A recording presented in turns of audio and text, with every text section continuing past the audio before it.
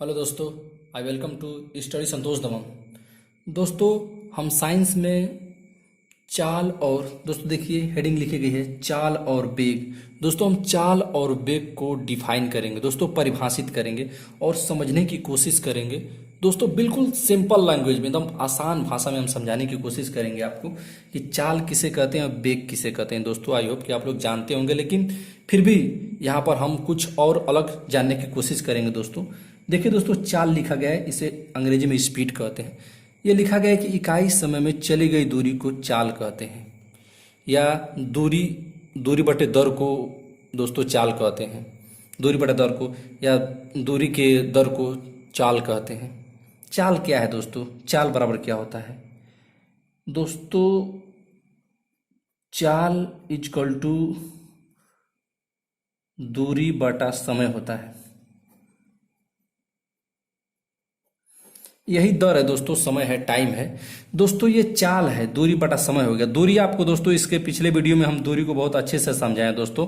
दूरी को एकदम समझाए हैं। दो बिंदुओं के बीच का कोई भी पथ, दो बिंदुओं के बीच का कोई भी पथ को हम दूरी कहते हैं। पथ की लंबाई को दूरी कहते हैं। दो बिंदुओं के बीच के किसी भी पथ की लंबाई को दूरी कहते हैं। दोस्तों वहां पर कोई पथ निश्चित नहीं है, इसीलिए वहां पर दिशा निश्चित नहीं थी। दोस्तों इसीलिए यहाँ पर दोस्तों दिशा निश्चित नहीं है, दिशा अनिश्चित है। इसीलिए दोस्तों ये अदिश राशि है, ये चाल एक अदिश राशि है।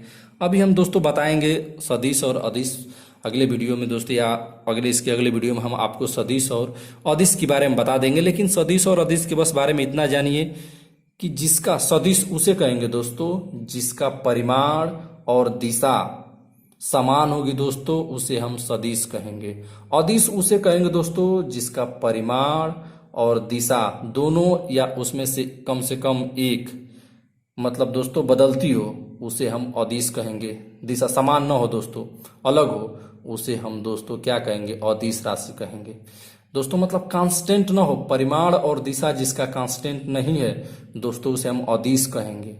और सदिश उसे कहेंगे जिसका परिमाण और दिशा बिल्कुल समान हो, कांस्टेंट हो, उसे हम अदिश कहेंगे। दोस्तों देखिए इसमें दिशा कंफर्म नहीं है दोस्तों, आप जानते हैं, हम बताए थे दोस्तों कि यदि आप दूरी और विस्थापन को अच्छे से समझ लेते हैं दोस्तों, तो फिजिक्स में दिशा की प्रॉब्लम नहीं होगी आपको। जब दिशा की प्रॉब्लम नहीं होगी दोस्तों, तो आपको सदिश अदिश की प्रॉब्लम नहीं होगी और बहुत सारी समस्याएं हल कर लेंगे दोस्तों।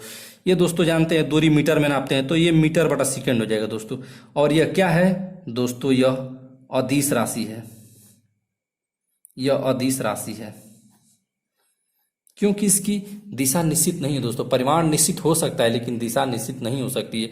परिमाण हो सकता है कि निश्चित हो, परिमाण हो सकता है दोस्तों कि इसकी चाल 5 मीटर प्रति सेकेंड हो, कांस्टेंट हो, लेकिन दिशा दोस्तों इसकी कंफर्म नहीं है। इसीलिए दोस्तों यह अदिश राशि है दोस्तों। और इसका दोस्तों तात्क्षणिक सूत्र भी होता है। जैसे तात्क्षणिक चाल क्या होगी दोस्तों? तात्क्षणिक चाल दोस्तों देख लीजिएगा, तात्क्षणिक चाल दोस्तों, तात्क्षणिक चाल को दोस्तों तात्क्षणिक चाल डीवी बराबर होता है, भी बराबर होता है दोस्तों, चाल इसको इसे भी से रख देते हैं, ds बटा dt कर दीजिए दोस्तों, बस यही हो जाएगा। ये तात्क्षणिक चाल का तात्क्षणिक चाल का मतलब हो गया दोस्तों बहुत कम समय में दोस्तों, बहुत कम समय में इसकी गणना की गई है, बहुत कम समय में इसकी गणना की गई है चाल की दोस्तों, तो उसे तात्क्षणिक चाल कहते हैं दोस्तों। अब दोस्तों हम बेग पे चलते हैं। बेग किसे कहते हैं दोस्तों? आइए बेग को हम समझते हैं और बिल्कुल बेसिक से समझेंगे दोस्तों। बेग किसे कहते हैं? विस्थापन की दर को दोस्तों, विस्थापन की दर को दोस्तों हम बेग कहते हैं। विस्थापन की दर को दोस्तों, दर को बेग कहते हैं दोस्तों।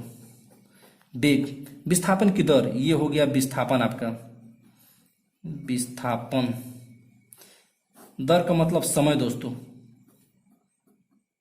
इसी को बेग कहते हैं दोस्तों, बेग। अब इसे और समझ ले दोस्तों। अब पिछले वीडियो में आपको विस्थापन समझा चुके हैं आप लोगों ने दोस्तों, पिछली वीडियो नहीं देखी है तो उसे आप बिल्कुल देख लीजिए। विस्थापन दोस्तों हम बताए थे दो बिंदु दोस्तों, दो बिंदु कि बीच की वह न्यूनतम, दोस्तों न्यूनतम दूरी, सबसे न्यूनतम दूरी दोस्तों, दो बिंदुओं के बीच की न्यूनतम दूरी एक ही हो सकती है। दो दोस्तों नहीं हो सकती, कभी भी दो बिंदु के बीच में दो न्यूनतम दूरी नहीं हो सकती, एक ही न्यूनतम दूरी होगी। तो आप समझिए, जब एक ही न्यूनतम दूरी होगी, एक ही पथ होगा दोस्तों, जब एक ही दूरी होगी तो एक ही पथ होगा, तो एक ही पथ होगा दोस्तों, तो ये कंफर्म होगी, उसमें दिशा होगी दोस्तों, एक ही पथ है, इसका मतलब कंफर्म है कि यह एक ही दिशा होगी, इसमें एक दिशा होगी, चाहे वो कौन सी भी हो, लेकिन दिशा एक ही होगी। तो दिशा आपका कंफर्म हो गया।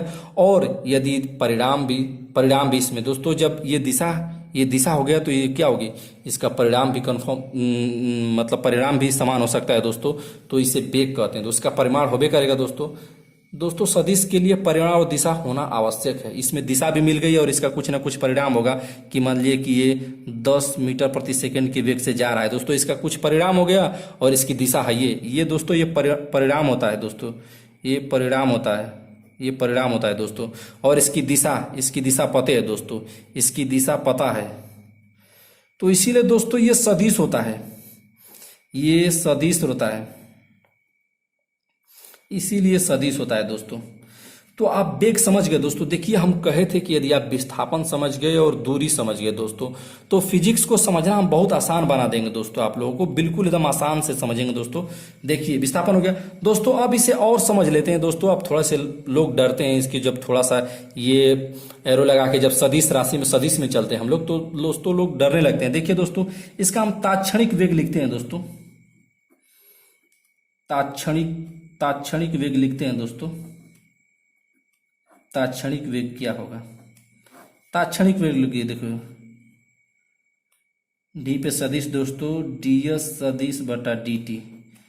इससे मत डरिए दोस्तों, इस सदिशों से कुछ नहीं दोस्तों, ये बस ये कह रहा है ना कि इसकी दिशा है दोस्तों, यह कह रहा है बस, ये इसके एरो का निशान यही कह रहा है दोस्तों कि इसकी एक दिशा है, इसकी दिशा है दोस्तों, यह इसकी एक दिशा है, बस एरो यही कह रहा है कि इसकी एक दिशा है दोस्तों, और कुछ नहीं। इससे डरने की कोई जरूरत नहीं है दोस्तों। यही होगा, देखा v बराबर ds बटा dt, सदिश ds बटा dt हो गया दोस्तों, यही वेग हो गया।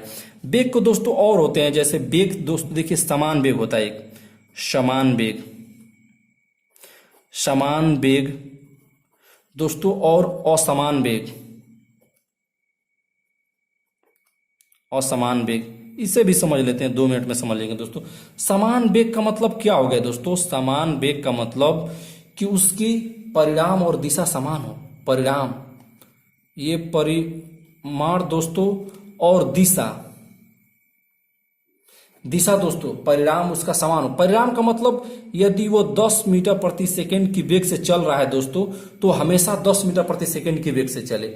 आप समझिए दोस्तों, परिणाम समान का मतलब क्या है कि यदि कोई कण 10 मीटर प्रति सेकंड की वेग से चल रहा है, तो वह हमेशा ही 10 मीटर प्रति सेकंड की वेग से चले, तो उसका परिणाम समान है दोस्तों। और उसकी दिशा दोस्तों समान है, तो समान वेग कहेंगे। असमान कब कहेंगे दोस्तों, असमान के लिए दोस्तों कंडीशन है, असमान कब कहेंगे। देखिए दोस्तों, इधर परिणाम हो गया, परिमाण हो गया दोस्तों, और इधर दिशा हो गया। दिशा देखिए दोस्तों, ये स्थिर है, मतलब परिणाम स्थिर है, और ये दिशा बदल रही है,